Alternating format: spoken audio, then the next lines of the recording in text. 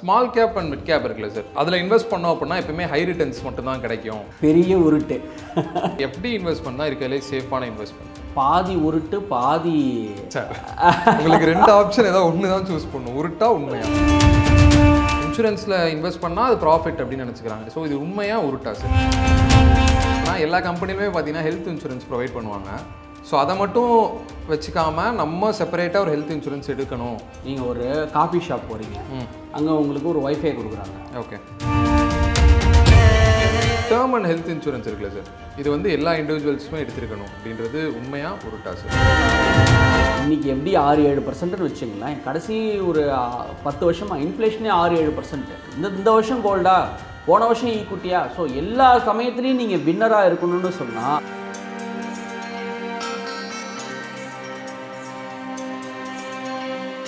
வணக்கம் சார். வணக்கம் கேஷவ் சார். இன்றைக்கி நான் ஒரு 6 கொஸ்டின் எடுத்துகிட்டு வந்திருக்கேன் சார். ஸோ அந்த 6 கொஸ்டினுக்குமே நீங்கள் பெருசாலாம் விளக்கம் தர தேவையில்லை. 2 ஆப்ஷன் தான் இன்றைக்கி உங்களுக்கு. ட்ரூ ஆர் ஃபால்ஸ் சின்ன வயசில் கேள்விப்பட்டிருப்பீங்க. ஸோ அதில் வந்து ட்ரூ அப்படியே வச்சுப்போம், உண்மையாக.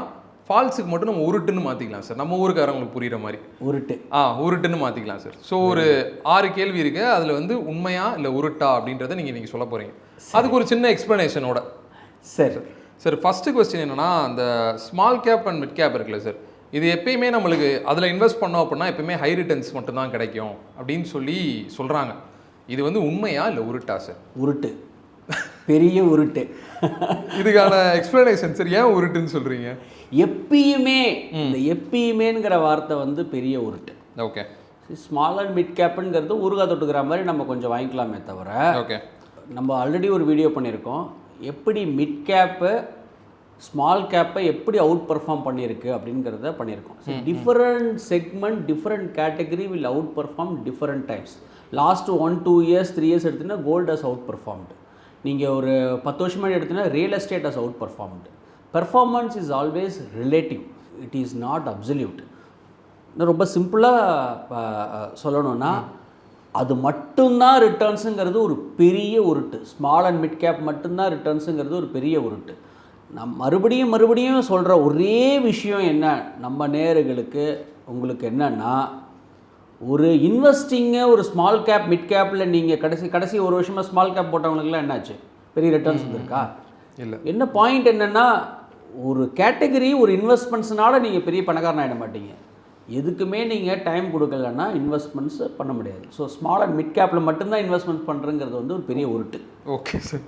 சார், என்னோட 2வது கொஸ்டின் என்ன, எஃப்டி இன்வெஸ்ட்மெண்ட் தான் இருக்கிறதுலே சேஃபான இன்வெஸ்ட்மெண்ட், இது உண்மையா உருட்டா? இது வந்து பாதி உருட்டு பாதி சார், உங்களுக்கு 2 ஆப்ஷன் ஏதாவது ஒன்று தான் சூஸ் பண்ணணும், உருட்டா உண்மையா. ஷார்ட் டேர்முக்கு வந்து உண்மை, ஓகே, லாங் டேர்முக்கு பெரிய உருட்டு. நான் ரெண்டுத்துக்கும் வித்தியாசம் சொல்கிறேன். FD protects it's value. 5 லட்சம் எப்படி போட்டிருக்கீங்க, 5 லட்சம் இருக்கும். பணத்தை ப்ரொடெக்ட் பண்ணுமே தவிர வேல்யூவை ப்ரொடெக்ட் பண்ணாது, பிகாஸ் ஆஃப் இன்ஃப்ளேஷன். ஒரு உதாரணத்துக்கு சொல்லணும்னா, இன்றைக்கி எப்படி 6-7%ன்னு வச்சுங்களேன், கடைசி ஒரு 10 வருஷமாக இன்ஃப்ளேஷனே 6-7%. So real rate of return இல்லை, இன்ஃப்ளேஷனை தாண்டி உங்களுக்கு வருமானம் எப்படியில் வராது. ஸோ ஷார்ட் டேர்மில் அது வந்து உண்மை, ஷார்ட் டேர்மில் எப்படி வச்சுக்கணும். லாங் டேர்முக்கு ஃபிக்ஸட் டெபாசிட்ங்கிறது ஒரு கார் பார்க் பண்ணிருக்கிற மாதிரி தான். வெறுமனே காரை பார்க் பண்ணியிருந்தீங்கன்னா அது 100% சேஃப். பட் ஒரு டெஸ்டினேஷனை தாண்டி போகணுன்னா அது யூஸ் கிடையாது. என்ன பாயிண்ட் சொல்ல வரேன்னா, எப்படி ஒரு லாங் டேர்முக்கு சேல் பண்ணி போக முடியாது. It only protects the money, it doesn't protects the value. இந்த சென்ஸ் இன்ஃப்ளேஷனை அட்ஜஸ்ட் பண்ண இந்த ரிட்டர்ன்ஸ் வந்து உங்களுக்கு ஃபிக்ஸட் டெபாசிட்டில் இருக்காது. எஃப்டியில் என்ன ஒரு அட்வான்டேஜ்னா சேஃப்டி இருக்கும். ஓகே, எஃப்டியில் என்ன ஒரு அட்வான்டேஜ்னா லிக்விடிட்டி இருக்கும். வேணும்னா பணத்தை எடுத்துக்க முடியும், என்றைக்கும் பணம் கீழே போகாது. ரிட்டர்ன்ஸ் இருக்கு இல்லையா, அது அடிபடும். லாங் டேர்முக்கு அடிப்படும், ஷார்ட் டேர்முக்கு அடிபடாது. 3வது கொஸ்டின் என்ன, அந்த இன்சூரன்ஸ் வந்து இன்வெஸ்ட்மெண்ட்டாக பார்க்குற நிறைய பேர் இருக்காங்க. ஸோ அது எப்பவுமே ஒரு ப்ராஃபிட் நினச்சிக்கிறாங்க, இன்சூரன்ஸில் இன்வெஸ்ட் பண்ணால் அது ப்ராஃபிட் அப்படின்னு நினச்சிக்கிறாங்க. ஸோ இது உண்மையா உருட்டா sir? So dangerously myth. Okay sir, இன்னும் சொல்லணுமா? இன்னும் ஒன்று கேட்டுக்கிறேன் சார். இப்போ நீங்கள் சொன்னது ஓகே, எனக்கு இன்னும் ஒன்று என்னென்னா, முதல்ல இன்சூரன்ஸில் இன்வெஸ்ட் பண்ணலாமா, பண்ணக்கூடாது? 2யும் சேர்த்து பண்ணலாமா? உருட்டு, அதுதான் இருக்கிறதுலே ஒரு பெரிய உருட்டு. ஓகே, அது உண்மையே கிடையாது. இப்போ நம்ம இன்சூரன்ஸோடைய பர்பஸ் என்னங்கிறத நம்ம தெரிஞ்சுக்கணும். ஓகே, 100 பேர் இருக்காங்க, 2 பேர் இறந்து போயிடுறாங்க, 2 பேர் துரதிர்ஷ்டசாலி. அந்த 98 பேர் இருக்காங்க இல்லையா, அவங்க அதிர்ஷ்டம். அவங்க வந்து இந்த 2 பேருக்கு உண்டான பிரீமியம் கொடுக்கறது. ஓகே, இதை போய் முதலீடோட கம்பேர் பண்ண கூடாது. முதலீடு கம்பெனியோடைய வேலை என்ன, மியூச்சுவல் ஃபண்ட் கம்பெனியோடைய வேலை என்ன, இல்லை வேறு ஏதாவது இன்வெஸ்ட்மெண்ட் கம்பெனியோட வேலை என்னென்னா ரிட்டர்ன்ஸ் கொடுக்கறது, வெல்த் கொடுக்கறது. இவங்க என்றைக்கும் இவங்க 1 கோடி 2 கோடி 4 கோடி இன்சூரன்ஸ் கொடுக்க மாட்டாங்க. பிறகு இன்சூரன்ஸ் கம்பெனியோட வேலை என்னென்னா 1 கோடி 2 கோடி 3 கோடி கொடுக்கும் இறந்து போகிற பட்சத்தில், ஆனால் ரிட்டர்ன்ஸ் கொடுக்காது. ஏன்னா இவங்களுடைய வேலை என்ன? ஸோ இது ரெண்டுத்தையும் கிளப் பண்ணக்கூடாது. ஒரு உதாரணத்துக்கு சொல்லணுன்னா, இப்போ ஒரு ஹாஸ்பிட்டலுக்கு போகிறீங்க, ஹாஸ்பிட்டலில் போய் நம்ம பீஸா சாப்பிடக்கூடாது. ஹாஸ்பிட்டல் எதுக்கு போகிறோம்? நம்மளுக்கு உடம்புக்கு ஏதாவது இருக்கா அப்படின்னு பார்க்குறதுக்காக. Insurance is for protection. Okay, மழை பெஞ்சதுன்னா கொடையை எடுத்துக்கிறதுக்கு ஒரு ப்ரொடெக்ஷன், அதுக்கு மட்டும்தான் நம்ம இன்சூரன்ஸ் யூஸ் பண்ணணும். அதை போய் முதலீட்டோட கிளப் பண்ணக்கூடாது. இருக்கிறதுலே நீங்கள் கேட்ட 3வது கொஸ்டின் இதுதான் பெரிய உருட்டு. சார் 4வது கொஸ்டின்னா, எல்லா கம்பெனியுமே பார்த்தீங்கன்னா ஹெல்த் இன்சூரன்ஸ் ப்ரொவைட் பண்ணுவாங்க. ஸோ அதை மட்டும் வச்சுக்காம நம்ம செப்பரேட்டாக ஒரு ஹெல்த் இன்சூரன்ஸ் எடுக்கணும் அப்படின்றது உண்மையா உருட்டா சார்? உண்மை. ஓகே, செப்பரேட்டாக உங்களுக்கு ஹெல்த் இன்சூரன்ஸ் தேவை. ஏன்னா இப்போ என்ன, உங்களுக்கு ஒரு நீங்கள் உதாரணத்தோடு கேட்குறதுனால சொல்கிறேன். நீங்கள் ஒரு காஃபி ஷாப் போகிறீங்க, அங்கே உங்களுக்கு ஒரு ஒய்ஃபை கொடுக்குறாங்க. ஓகே, அந்த காஃபி ஷாப் விட்டு வெளில வந்துடுறீங்க, அதுக்கப்புறம் அந்த ஒய்ஃபை ஒர்க் ஆகுமா உங்களுக்கு? ஆகாது. ஸோ அதே தான், கம்பெனியில் வேலை பார்க்குறீங்க, கம்பெனியில் வேலை பார்க்குற வரைக்கும் உங்களுக்கு இருக்குது. அந்த கம்பெனிக்கு உங்களுக்கு எப்போ பிடிக்கும், உங்களுக்கு அந்த கம்பெனி எப்போ பிடிக்குங்கிறது தெரியாது. ஒரு ஸ்டேஜில் நீங்கள் ரிட்டையர் ஆகும்போது 55-60 வயசில், அந்த சமயத்தில் போய் நீங்கள் ஹெல்த் இன்சூரன்ஸ் கேட்டு உங்கள் ஹெல்த் சரியாக இல்லைன்னா அப்போ யாரும் உங்களுக்கு கொடுக்க மாட்டாங்க. ஸோ அது வந்து ஒரு பெரிய உருட்டு. இந்த சென்ஸ் நீங்கள் டெஃபினட்டாக கம்பெனியை தவிர ஒரு இன்சூரன்ஸை நீங்கள் எடுத்துக்கணும். சார் 5வது கொஸ்டின் என்னன்னா, அசட் அலோகேஷன் இருக்குல்ல சார், அது வந்து மார்க்கெட் வேல்யூவேஷன் ஹையாக இருக்கப்போ தான் ஒர்க் ஆகும் அப்படின்றது உண்மையா உருட்டா சார்? இல்லை, அசட் அலோகேஷனுங்கிறது எப்பயுமே நம்ம வச்சுக்க வேண்டிய ஒரு கட்டாயத்தில் இருக்கும். ஏன்னா வேர்ல்டு டைனமிக்ஸ் வந்து மாறிக்கிட்டே இருக்கு. இப்போ கோல்டு, 2 வருஷம் முன்னாடி ஈக்விட்டி, அப்புறம் ரியல் எஸ்டேட்டு, எல்லா சமயத்துலையும் எப்படி சொல்கிறதுனா, ஒரு ஒரு ஒரு ஒரு தாலி மீல்ஸ் இருக்குது. சாதமும் வேணும், பருப்பு வேணும், ரசம் வேணும், ஊறுகாய் வேணும். ஊறுகாய் மட்டுமே சாப்பிட முடியாது.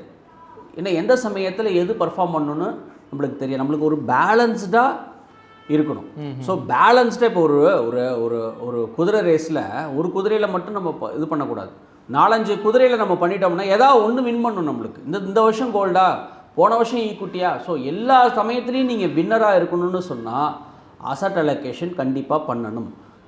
அசட் அலோகேஷன் பண்ணும்போது அந்த ரிஸ்க்கு அப்பிடைட்டுக்கு தகுந்த மாதிரி பண்ணிக்கணும். நீங்கள் ஓகே, எல்லா அசட்லஸும் வச்சுக்கணும். பிரித்து முதலீடு பண்ணிக்கிட்டால் உங்களுக்கு ரிஸ்க்கு கம்மியாக இருக்கும். ஸோ அது உண்மையாக உருட்டா இன்னும் ஒரு தடவை சொல்லிடுங்க சார். இதை எப்படி சொல்கிறது உண்மையாக உருட்டான்னு? அசட் அலோகேஷன் பண்ணுறதுங்கிறது உண்மை, அது கண்டிப்பாக வேணும். அது இந்த உருட்டோடு எனக்கு எப்படி அது லிங்க் பண்ணுறதுன்னு தெரியல. உண்மையே asset allocation is a must. Okay sir. Sir term and health insurance இருக்குல்ல சார், இது வந்து எல்லா இண்டிவிஜுவல்ஸுமே எடுத்துருக்கணும் அப்படின்றது உண்மையா உருட்டா சார்? 100% உண்மை. ஓகே, எல்லாருமே health insurance, term insurance, critical insurance, heart and cancer எல்லாருமே வச்சுக்கணும்.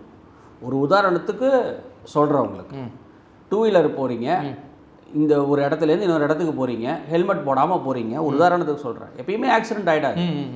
எப்பயாவது ஒரு தடவை ஆக்சிடென்ட் ஆகிடுச்சுன்னா ஸோ அந்த ஹெல்மெட் உங்களை ப்ரொடெக்ட் பண்ணும். So you need helmet. அதுதான் இன்சூரன்ஸ்.